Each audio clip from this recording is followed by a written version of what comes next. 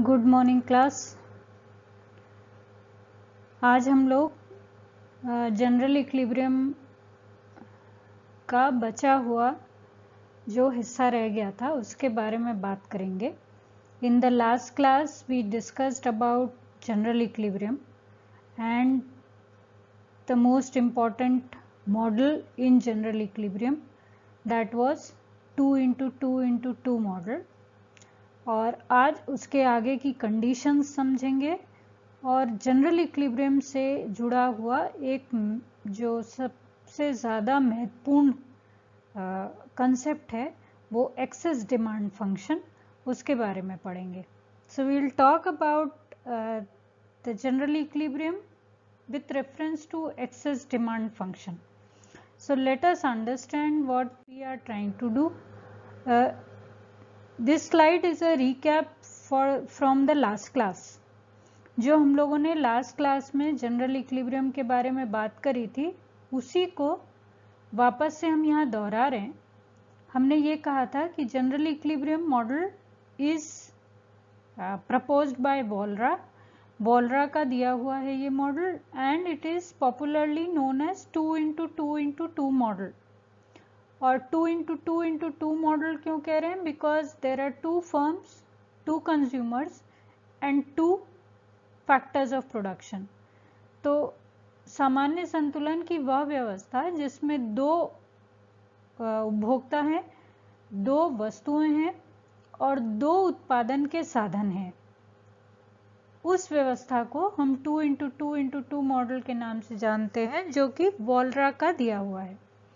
अब इसमें जो बात हम लोगों ने समझी थी कि सभी कीमतें, सामान्य संतुलन वह व्यवस्था होती है जहां पर सभी कीमतें और मात्राएं एक साथ साइमल्टेनियसली सभी बाजारों में निर्धारित होती है। In other words, what we are trying to say is that there is a simultaneous determination of all prices and quantities together. So all markets, factor market, goods market, labor market, money market, all types of markets, together all prices and quantities are determined. Okay.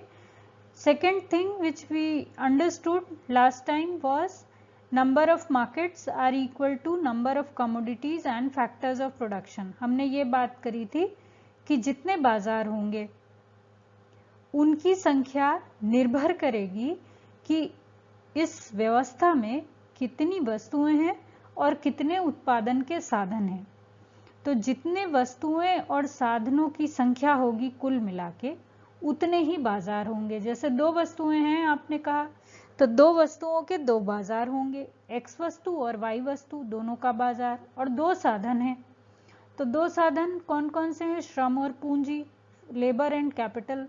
तो 2 बाजार, एक श्रम बाजार, एक पूंजी का बाजार। तो 2 वस्तुओं का बाजार, 2 साधनों का बाजार मिला के 4 बाजार हुए। तो चारों बाजारों में जब कीमतें और मात्रा एक साथ निर्धारित होगा तो वो सामान्य संतुलन की व्यवस्था होगी। And finally we were trying to understand through unknown variables and set of simultaneous equations. So we understood in the 2x2x2 model 18 unknown variables are solved through 18 equations. So 18 equations are divided into 3 sets: demand equations, supply equations and clearing the market equations. तो हमने ये बात करी थी कि इस व्यवस्था में, ये जो सामान्य संतुलन की व्यवस्था है, इसमें जितने अज्ञात चरों की संख्या है, अज्ञात चर क्या है? मांग, कीमत और पूर्ति, या आप ये कहें मांग और मात्रा अज्ञात चर है। और इन चरों का मान निकालने के लिए युगपत समीकरणों का समूह होगा, और ये समीकरण 3 प्रकार के होंगे: मांग समीकरण, पूर्ति समीकरण और मार्केट क्लियरिंग समीकरण। तो अननोन की संख्या इक्वेशंस की संख्या के बराबर होनी चाहिए जनरल इक्विलिब्रियम में, ये बात हमने करी। देखिए पिछली क्लास का वीडियो आपके पास है, YouTube वाली आपकी BA3 की प्लेलिस्ट में, आप एक बार उसको दोहरा लीजिएगा अगर आपको कोई बात ना समझ में आई हो। तो अब इसके बाद आगे चलते हैं और ये समझने की कोशिश करते हैं कि क्या वास्तव में सभी बाजारों में मात्रा और कीमत एक साथ निर्धारित हो सकती है। सो when we talk about general equilibrium, we are saying that it is a condition where all prices and quantities are determined simultaneously in all markets. So is it possible? It is possible only if few conditions exist. And economists, particularly Volra and all those who were proposing general equilibrium, they said that given certain conditions only general equilibrium can exist. And what are those conditions? There has to be perfect competition. इसके अलावा कोई बाजार नहीं हो सकता. There has to be perfect competition and there is no other market. There is no imperfect competition in the market. So perfect competition means n number of buyers and sellers and all firms are price takers. Demand curve is perfectly elastic. तो पूर्ण प्रतियोगिता होना general equilibrium के लिए, सामान्य संतुलन के लिए एक महत्वपूर्ण शर्त है. दूसरी शर्त क्या है? पूर्ण विभाज्यता. किसी भी वस्तु को और किसी भी साधन को जितनी चाहे मात्राओं में बांटा जा सकता है. अगर श्रम है तो श्रम को इकाइयों में बांटा जा सकता है, बराबर बराबर मात्रा में बांटा जा सकता है, पूंजी को बांटा जा सकता है, तोड़ा जा सकता है. So the second important condition for the general equilibrium is perfect divisibility. All factors, all commodities, all consumers are perfectly divisible. Whichever factor of production you are using, whichever commodity you are talking, there is no indivisibility. That means you can use any quantity which you want. If you want to use one portion of something, you are able to use it, or if you want to use a larger quantity of something, you are able to use it. So there has to be perfect divisibility. Now this itself is a question. If you understand microeconomics, in most of the theories you say that there has to be perfect divisibility. जैसे कि हम अगर मान लीजिए कि किसी एक वस्तु की बात करें, अगर आप घड़ी की बात करें, तो suppose you are talking about a watch, तो घड़ी का जो कंजम्पशन है वो पूरी एक घड़ी के रूप में ही हो सकता है. घड़ी को आप टुकड़ों में बांट के उसका कंजम्पशन नहीं कर पाएंगे. अगर आप घड़ी को कुछ 4-5 हिस्सों में तोड़ दें तो आप उसका कंजम्पशन नहीं कर सकते, और इसका मतलब कि घड़ी डिविजिबल नहीं है. लेकिन यहाँ मान्यता क्या है कि प्रत्येक वस्तु, प्रत्येक साधन डिविजिबल होना चाहिए. जैसे मान लीजिए कि आपको सड़क बनानी है, तो सड़क बनाने के लिए एक श्रमिक क्या काम कर सकता है? सड़क बना सकता है, या कुछ निश्चित मात्रा में श्रमिक आपको चाहिए. तो if there is a rigid combination of factors, then there will be no divisibility, but the condition for general equilibrium is perfect divisibility. तीसरी कंडीशन है स्थिर पैमाने के प्रतिफल होना चाहिए. That means there is no possibility of increasing returns to scale. अब इसके बारे में हम लोग बहुत डिटेल में बात नहीं करेंगे, क्योंकि अभी इस बात को आप बहुत ज़्यादा नहीं समझ पाएंगे शायद, और समझना अगर चाहते हैं तो फिर आपको BA1 का प्रोडक्शन का चैप्टर थोड़ा रिवाइज करना पड़ेगा. But our important assumption for general equilibrium is that there has to be constant returns to scale. That means there is no role of technology. सीधी सी बात यहाँ पर समझने वाली बात यह है कि there is no role for technology. Similarly, another important condition for general equilibrium will be well-behaved continuous production and demand functions. Now again this goes back to your BA1 consumer theory and production theory, where you are saying that the isoquants and the indifference curve which you are using is smooth convex to origin. तो क्या वास्तव में जो मांग फलन होगा या जो उत्पाद फलन होगा वो स्मूथ कॉन्वेक्स टू ओरिजिन हमेशा हो सकता है? तो आपको याद करना पड़ेगा कि आपने कंडीशंस कुछ और कैरेक्टरिस्टिक्स पढ़ी होंगी कि आइसोक्वांट और इंडिफरेंस कर्व सामान्यतः कॉन्वेक्स टू ओरिजिन होंगे, लेकिन एल शेप भी हो सकता है, किंग के साथ भी हो सकता है. बट यहाँ पर जनरल इक्विलिब्रियम में the condition is that they have to be well behaved, that means homogeneous production function, rationality की एजम्पशन लागू होनी चाहिए. इसी तरीके से एक और कंडीशन है for general equilibrium that it has to be irrespective of time. That means there has to be no time lag. The moment you fix up the price, the quantity of demand and supply is also fixed. So there is no time lag. At the point of time, price, quantity and price, demand and supply all exist together. But generally आपको ये बात समझ में आ जाएगी कि किसी भी वास्तविक स्थिति में कीमतों में और मात्रा में थोड़ा बहुत अंतर हो सकता है समय का. जैसे कीमत आज आपने परिवर्तित करी अगर किसी वस्तु की, तो उसकी मांग और पूर्ति में परिवर्तन आने में कुछ समय लग सकता है. But here the assumption is of static properties, that there is no time lag.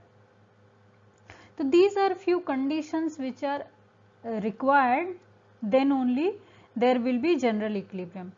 तो इन सब बातों को समेटते हुए जो सामान्य संतुलन से जुड़े अर्थशास्त्री हैं वो ये कहते हैं कि सामान्य संतुलन में 3 समस्याएं हो सकती हैं. सामान्य संतुलन की मुख्यतः 3 समस्याएं हो सकती हैं, और जो पहली समस्या है वो है एग्जिस्टेंस की प्रॉब्लम. तो the first question or the first problem related to general equilibrium is existence. So is general equilibrium possible, or does a general equilibrium solution exist? So it is a problem of existence. अब इस slide में आप diagram देखिए, और diagram में आपको दिख रहा होगा जो पहला डायग्राम बना हुआ है, सप्लाई और डिमांड कर्व दोनों बनाए गए हैं, लेकिन ये दोनों एक दूसरे को काट नहीं रहे, बल्कि एक्स एक्सिस पे एक पॉइंट पे जाके खत्म हो जाते हैं या टच कर रहे हैं एक्स एक्सिस को. अब आप डिमांड और सप्लाई कर्व का डायग्राम याद करने की कोशिश करिए. सप्लाई और डिमांड कर्व एक्सिस को कभी टच नहीं करते. दूसरा, डिमांड कर्व डाउनवर्ड स्लोपिंग होना चाहिए और सप्लाई कर्व अपवर्ड स्लोपिंग होना चाहिए. तो मान लीजिए कि वो सिचुएशन नहीं है और जिस तरह का डायग्राम यहाँ बना हुआ है ऐसी सिचुएशन है, तो आपके दिमाग में ये सवाल आएगा कि is it always possible for general equilibrium to exist, या it can exist only in an ideal situation. और इसी स्लाइड में आपको एक दूसरा डायग्राम दिख रहा होगा जिसके बारे में भी हम लोग थोड़ी देर बाद बात करेंगे, लेकिन यहाँ पर भी आप ये देखिए कि जो दोनों लाइंस हैं ये एक दूसरे को इंटरसेक्ट नहीं कर रही हैं. So the existence problem is related to the intersection of demand and supply. इसका मतलब for general equilibrium to exist, demand and supply has to intersect each other. ये एक दूसरे को काटें, ये जरूरी है. तो पहली प्रॉब्लम क्या हुई जनरल इक्विलिब्रियम की? एग्जिस्टेंस की प्रॉब्लम, अस्तित्व की समस्या. एक दूसरी समस्या है, अर्थशास्त्री ये मानते हैं कि सिर्फ एग्जिस्टेंस की ही समस्या नहीं है, बल्कि एक और भी समस्या है जो कि है अद्वितीयता की समस्या. क्या सामान्य संतुलन अद्वितीय हो सकता है? So if the solution exists, if the general equilibrium exists, can it be unique? This is the second question. The first question was related to existence. So suppose if the general equilibrium exists, that means demand and supply curves intersect each other. But if they intersect each other, will it be unique? अब unique से क्या मतलब है, अद्वितीय से क्या मतलब है? डायग्राम देखिए और डायग्राम में समझने की कोशिश करिए. पहला डायग्राम देखिए. पहले डायग्राम में सप्लाई कर्व अपवर्ड स्लोपिंग है, ठीक है, ऐसा ही होना चाहिए. डिमांड कर्व को देखिए. डिमांड कर्व सप्लाई कर्व को 2 पॉइंट्स पे काटता है. आपने ये कहा है एग्जिस्टेंस के लिए इंटरसेक्शन जरूरी है, तो इंटरसेक्शन तो हो रहा है लेकिन 2 पॉइंट्स पे हो रहा है. इसका मतलब 2 पॉइंट्स हैं इक्विलिब्रियम के, तो एक तो नहीं हुआ, तो अद्वितीय नहीं है. So for uniqueness there has to be one intersection point of demand and supply curves. But in the first diagram there are 2 points on the supply curve where demand curve is intersecting. That means there are 2 prices. So there is no unique equilibrium. Now come to the second diagram. If you can identify in the second diagram, we have drawn the supply curve as a downward sloping curve and demand curve as an upward sloping curve. Now here what is important for us to understand is that the equilibrium exists. Why? Because demand and supply curves are intersecting each other at P star. तो price तो determine हो रहा है जहां demand और supply एक दूसरे को काट रहे हैं. But see in the diagram there are 2 arrows which I have drawn, और ये जो दोनों एरो है ये इंटरसेक्शन पॉइंट के ऊपर और नीचे है. अब आप अपने नॉर्मल डायग्राम को याद करने की कोशिश करिए जिसमें डिमांड कर्व डाउनवर्ड स्लोपिंग होना चाहिए और सप्लाई कर्व अपवर्ड स्लोपिंग होना चाहिए, लेकिन यहां पर तो वैसा नहीं हो रहा. तो ये फिर से उसी बात की तरफ ले जाएगा कि इक्विलिब्रियम अगर एग्जिस्ट करता भी है तो उसका यूनिक होना जरूरी नहीं है. ओके, अब तीसरी बात करिए. तीसरी समस्या क्या है?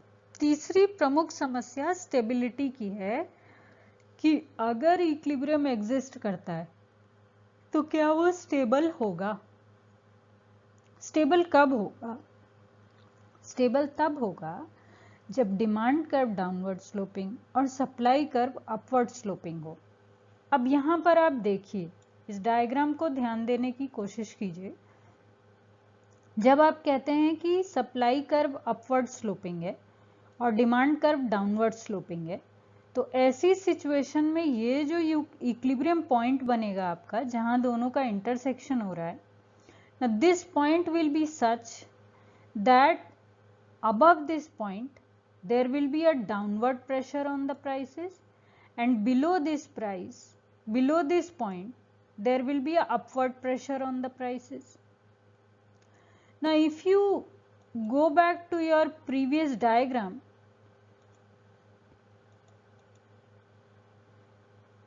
so then you will see that in the previous diagram just the reverse situation was there. Above the intersection point there was an upward pressure on the price and below the intersection point there was a downward pressure on the price. इस तरीके से पिछले वाले diagram में uniqueness होने के बावजूद stability नहीं थी, लेकिन when you see this diagram means it is stable also. Why it is stable? Because demand curve is downward sloping, supply curve is upward sloping, and therefore automatically PE will be the equilibrium price. और इसी चीज को आप एक दूसरे diagram से show कर सकते हैं. उसको यहां देखने की कोशिश कीजिए जहां पर कि एक लाइन है जो कि प्राइस लाइन को, ये प्राइस एक्सिस है, ये जो पी लाइन बनी हुई है ये प्राइस एक्सिस है, और एक लाइन है जो कि इसको इंटरसेक्ट करते हुए जा रही है। तो ये जो पॉइंट है, ये पॉइंट हमारे लिए इंपॉर्टेंट है। तो इस तरीके से आपने देखा कि जनरल इक्विलिब्रियम के लिए 3 प्रॉब्लम्स हैं, 3 इंपॉर्टेंट प्रॉब्लम्स हैं, एग्जिस्टेंस, यूनिकनेस और स्टेबिलिटी। अगर ये तीनों शर्तें एक साथ पूरी होती हैं तभी हम कह सकते हैं कि जनरल इक्विलिब्रियम एग्जिस्ट करेगा। इसी बात को वोल्रा ने एक्सेस डिमांड फंक्शन के थ्रू समझाया। वोल्रा ये कहते हैं कि जनरल इक्विलिब्रियम की तीनों समस्याओं को एक्सेस डिमांड फंक्शन के थ्रू समझा जा सकता है। अब एक्सेस डिमांड का क्या मतलब होता है?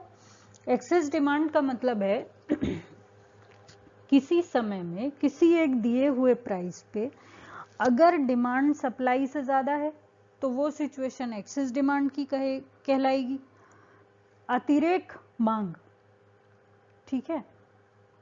और अगर किसी कीमत पर मांग और पूर्ति बराबर हैं तो आप ये कहेंगे कि अतिरेक मांग नहीं है। मांग और पूर्ति दोनों बराबर हैं किसी एक कीमत पर, इसलिए मांग और पूर्ति के बराबर होने के कारण जो एक्सेस डिमांड है, ये जो ई है, ये 0 हो जाएगा। तो जनरल इक्विलिब्रियम एग्जिस्ट तभी करेगा। जनरल इक्विलिब्रियम की 3 प्रॉब्लम्स, एग्जिस्टेंस, यूनिकनेस और स्टेबिलिटी, तीनों एक साथ पूरी उसी कंडीशन में होंगी जहां E इज इक्वल टू 0 हो। लेकिन सामान्यतः E इज इक्वल टू 0 की स्थिति हमेशा नहीं होगी। E का मतलब है excess demand. If excess demand is equal to 0, then all the 3 problems of general equilibrium is solved. If E is equal to 0, that is excess demand is equal to 0, general equilibrium exists, general equilibrium is unique and general equilibrium is stable. अब इसी excess demand को हम इस diagram से समझ सकते हैं। यहां पर देखिए कि आपने एक एक्स एक्सिस बनाया है और इस एक्स एक्सिस के 2 हिस्से किए। इस एक्स एक्सिस पे आपने बीचों बीच में एक लाइन खींची है जो कि एक वर्टिकल एक्सिस है और ये प्राइस एक्सिस है। प्राइस को आप वर्टिकल एक्सिस पे दिखाते हैं आपके नॉर्मल डायग्राम्स में भी। इसमें आपने क्या किया है कि प्राइस के एक्सिस के दोनों तरफ के हिस्से लिए और आप ये कह रहे हैं कि प्राइस के एक्सिस से लेफ्ट साइड में जो हिस्सा होगा वो किस सिचुएशन को दिखाएगा? ये उस सिचुएशन को दिखा रहा है जबकि डिमांड ज्यादा है सप्लाई से। इसका मतलब कि जो एक्सेस डिमांड है वो पॉजिटिव है और प्राइस एक्सिस के राइट साइड का हिस्सा उस सिचुएशन को दिखा रहा है जब सप्लाई ज्यादा है डिमांड से। इसका मतलब एक्सेस डिमांड नेगेटिव है। अब आप यहां देखिए, अगर हम डायग्राम बनाने की कोशिश करें तो ये आपका सप्लाई कर्व, ये आपका डिमांड कर्व। अब इसके बीच का जो हिस्सा रह जाता है, ये जो हिस्सा बचा है इसको आप एक्सेस डिमांड कहते हैं और ये जो हिस्सा है यहां पर, ये जो डिमांड और सप्लाई के कर्व का गैप है, इसको आप एक्सेस सप्लाई कहते हैं। इसी को आप इस कर्व से दिखा रहे हैं। ये जो हिस्सा है ये एक्सेस डिमांड है। एक्सेस डिमांड यहां ज्यादा है और यहां इस पॉइंट तक आते आते एक्सेस डिमांड 0 हो जाएगी। अब देखिए एक्सेस डिमांड यहां पर है, ज्यादा है, पॉजिटिव है, यहां आते आते 0 हो जाएगी और नीचे अगर आप चलेंगे तो एक्सेस डिमांड नेगेटिव हो जाएगी क्योंकि सप्लाई ज्यादा है डिमांड से। तो उसको हमने इस हिस्से से दिखाया। तो स्टेबल इक्विलिब्रियम तब होगा जब एक्सेस डिमांड का स्लोप नेगेटिव हो।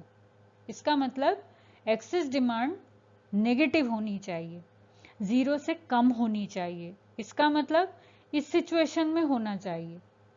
अगर बीच वाला पॉइंट देखेंगे जो इंटरसेक्शन का पॉइंट है, वहां पर तीनों प्रॉब्लम्स एक साथ पूरी हो रही हैं।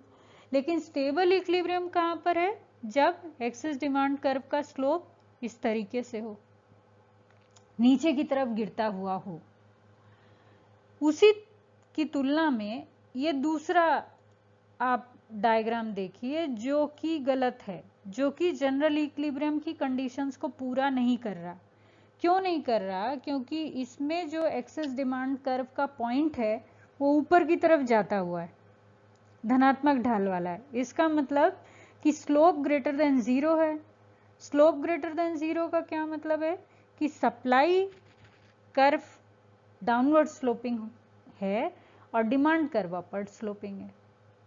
इस वजह से जनरल इक्विलिब्रियम की तीनों कंडीशंस एक्सेस डिमांड फंक्शन के थ्रू एक्सप्रेस की जाती हैं।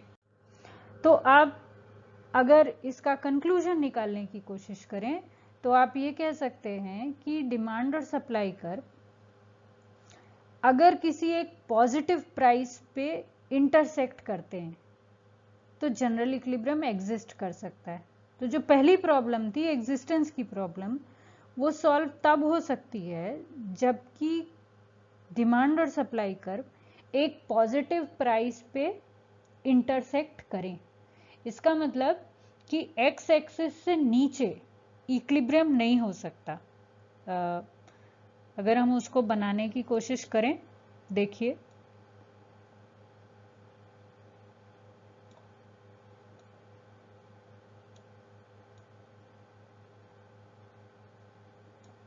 आप ये कह रहे हैं ये आपका डिमांड कर्व है और ये आपका सप्लाई कर्व है।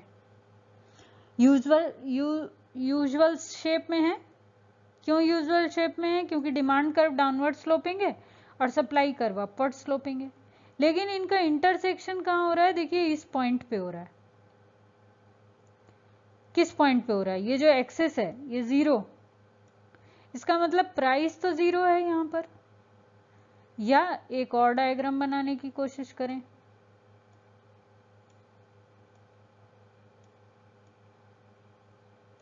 यहां देखिए ये सप्लाई कर्व है, ये डिमांड कर्व है और प्राइस कहां है? प्राइस नेगेटिव है। तो ये भी पॉसिबल नहीं है। एग्जिस्टेंस के लिए प्राइस का पॉजिटिव होना जरूरी है। ठीक है ना? अब दूसरी बात क्या इंपॉर्टेंट हो सकती है? पॉजिटिव प्राइस होने के साथ साथ दूसरी कंडीशन क्या है? स्टेबिलिटी की। स्टेबिलिटी भी चाहिए। एग्जिस्टेंस अगर जनरल इक्विलिब्रियम का है तो स्टेबिलिटी भी इंपॉर्टेंट है। स्टेबिलिटी के लिए क्या चाहिए? स्टेबिलिटी के लिए चाहिए कि demand curve should be downward sloping and supply curve should be upward sloping. So existence problem is solved only if the price is positive price. Price is not 0, price is not negative, but it is positive. Then the stability condition means that the demand curve has to be downward sloping and supply curve has to be upward sloping. इसी को stability condition को एक दूसरे तरीके से कहा जा सकता है कि slope of excess demand should be negative और लेस देन 0. जैसा कि हम लोगों ने पिछले वाले डायग्राम में देखा था, जो एक्सेस डिमांड है वो इस तरह का होना चाहिए.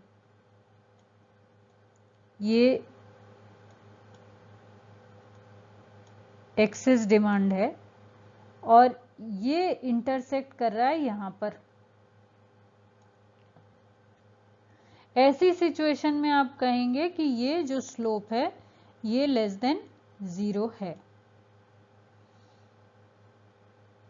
तो ये कंडीशन स्टेबिलिटी के लिए जरूरी है. और ये एक्सेस डिमांड कर्व यहां पर इस तरह का कब होगा?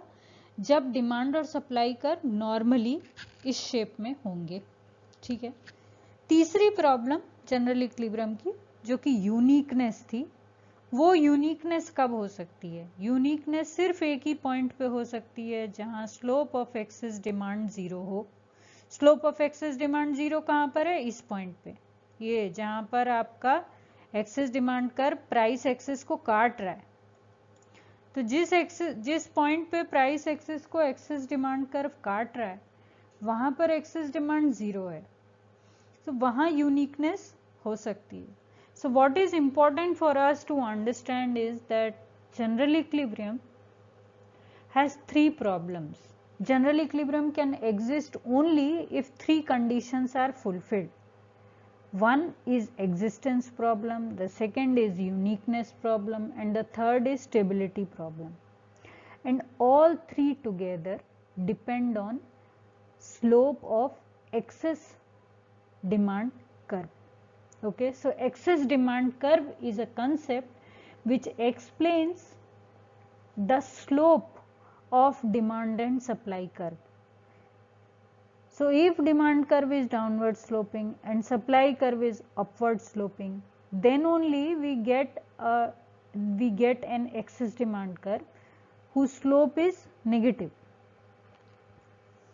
Okay, so general equilibrium can be explained through excess demand curve or slope of excess demand curve. तो इस तरीके से आपका जो जनरल इक्विलिब्रियम का टॉपिक था उसके जो मेन पॉइंट्स हैं वो हमने आपको बताए, और आप ये दोनों वीडियोस एक साथ देखने की कोशिश करिएगा तो आपको पूरी बात समझ में आएगी। इसके बाद जो भी प्रॉब्लम रह जाए वो आप हमें मैसेज करिए या आप इसी वीडियो के साथ कमेंट कर दीजिए, तो हम लोग फिर से उसको सॉल्व कर लेंगे। और जैसा कि आपको हमने लास्ट क्लास में बताया था, this was my last class because I have covered the 2 units which was assigned to me. तो आपको हमें इस पेपर में, पेपर 1 में सिर्फ 2 यूनिट्स पढ़ानी थी जो हमने पूरी कवर कर ली है, इसलिए मेरा कोर्स ख़त्म हो गया। तो आपको जो भी कुछ पूछना हो, जो आपकी क्वेरी हो, वो आप कमेंट सेक्शन में लिखते जाइएगा, तो हम लोग उसके बारे में बात करते रहेंगे। और आपके जो पहले के भी क्वेश्चंस हैं उसका हम आंसर इसी कमेंट सेक्शन में करते रहेंगे, तो आप देख लीजिएगा उसको। Okay, thank you.